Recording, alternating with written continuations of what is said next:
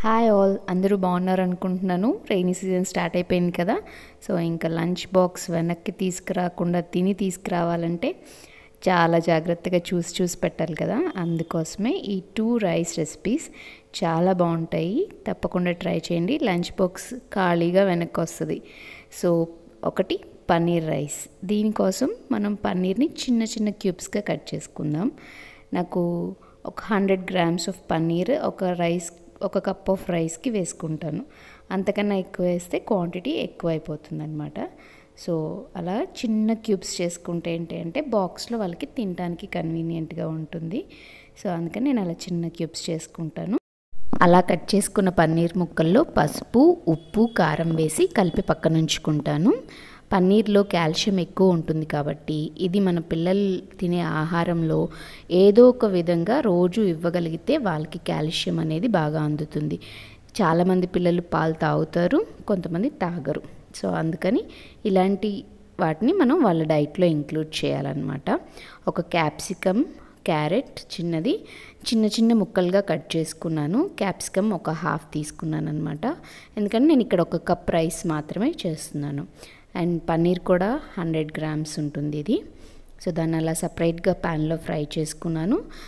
Carrot and capsicum కలిపి fry చేస్తున్నాను. ఎందుకు అంటే క్యారెట్ అండ్ క్యాప్సికమ్తో పాటే పన్నీర్ కూడా వేసి ఫ్రై చేస్తే అది క్రిస్పీగా రావడానికి టైం పడుతుంది. అండ్ ఈ లోపల క్యాప్సికమ్ అండ్ క్యారెట్ అనేవి ఎక్కువ ఫ్రై అయిపోతాయి. అందుకని రెండు సపరేట్గా చేసుకొని రెండు ఈక్వల్గా ఫ్రై అయినాయి అనుకున్నప్పుడు కలిపేసాను అనమాట. ఆల్రెడీ ఉప్పు, పసుపు, కారం వేసాను కాబట్టి ధనియాల పొడి కూడా వేసుకొని బాగా కలుపుకొని, మీకు ఇష్టం అనుకుంటే పెప్పర్ కూడా వేసుకోవచ్చు. నేను కారం వాడాను కాబట్టి అందులో క్యాప్సికమ్ ఉంది కదా, సో ఇంకా నేను పెప్పర్ వేయలేదు. సో ఆల్రెడీ ఉడికించుకున్న అన్నాన్ని అలా వేసేసి కలిపేసుకున్నాను. చాలా ఈజీ కదండి. ఈజీయే కాదు, టేస్టీ కూడా అండి.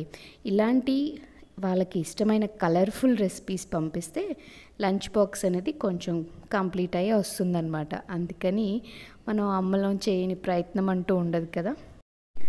సాల్ట్ కొంచెం సరిపోలేదు, అందుకని కొద్దిగా అలా కలుపుకున్నాను అనమాట. ఏ రెసిపీలో అయినా అంతే, ముందుగా ఎక్కువ వేసే కన్నా తర్వాత చూసి అడ్జస్ట్ చేసుకోవచ్చు. కారం అది కూడా మీ పిల్లలు ఎలాంటి స్పైస్ లెవెల్స్లో ఉన్నారు దాన్ని బట్టి మీరు యాడ్ చేసుకుంటే సరిపోతుంది. సో ఇలా టేస్టీగా పన్నీర్ రైస్ రెడీ అయిపోయింది. అండ్ మీరు చేసి పెట్టండి, బాక్స్ చూడండి ఎంటీగా వస్తుంది.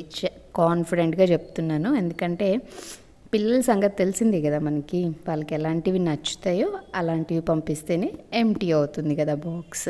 సో మనం ఇంకొక రెసిపీ చూద్దాం. అదేంటంటే ఎగ్ రైస్. ఇది ఇష్టం లేని పిల్లలంటూ మ్యాక్సిమం ఉండరు, ఎవరైనా తినేస్తారు. నేను ఒక 2 కప్స్ రైస్ని ఉడికించుకున్నాను, కానీ అందులో నేను హాఫ్ మాత్రమే ఇప్పుడు ఇందులో యాడ్ చేసుకుంటున్నాను.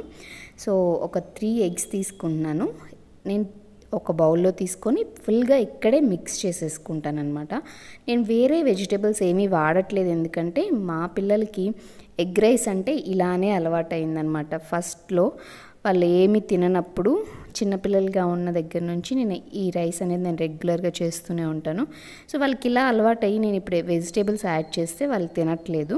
అందుకని నేను ఇలానే చేసి పంపిస్తున్నాను అనమాట. వాళ్ళు తినేలాగే కదా మనం పెట్టాలి.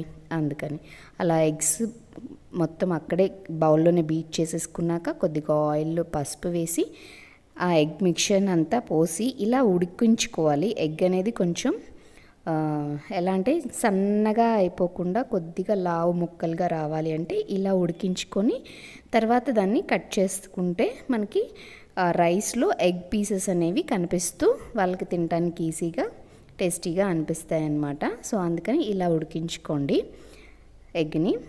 అలా ఉడికిన తర్వాత దాన్ని అలా కట్ చేసేసుకుంటే చక్కగా పెద్ద పెద్ద ముక్కలు వచ్చేస్తాయి, ఈజీగా ఉంటుంది. సో ఇందులోనే నేను ఇంకా ఉప్పు, కారం, ధనియాల పొడి, కొద్దిగా గరం మసాలా వేస్తాను. అలా వేసేసి మిక్స్ చేసేసుకొని మనకి ఆల్రెడీ అన్నం ఉడికింది కదా, అది కొద్దిగా ఆరితేనే ఏంటంటే ఆరి మళ్ళీ ఇక్కడ మనం బౌల్లో ఇక్కడ హీట్ చేస్తే అది టేస్ట్ వస్తుంది అనమాట. చాలా బాగా టేస్ట్ వస్తుంది. ఫ్రైడ్ రైస్ కూడా ఇదే టిప్ ఉంటుందండి. ఫ్రైడ్ రైస్ కూడా రైస్ ముందు ఉడికించుకొని ఆరబెట్టుకోవాలి కదా. సో అలాగే ఇక్కడ కూడా అలానే చేస్తే టేస్ట్ బాగా వస్తుంది. ఉప్పు కారం ఇవన్నీ ఏంటి అంటే మనం పిల్లలు వీళ్ళు ఇంత స్పైస్ లెవెల్ తింటారు అని మీకు తెలుసు కాబట్టి యాజ్ ఏ మదర్ అలా వేసుకోండి.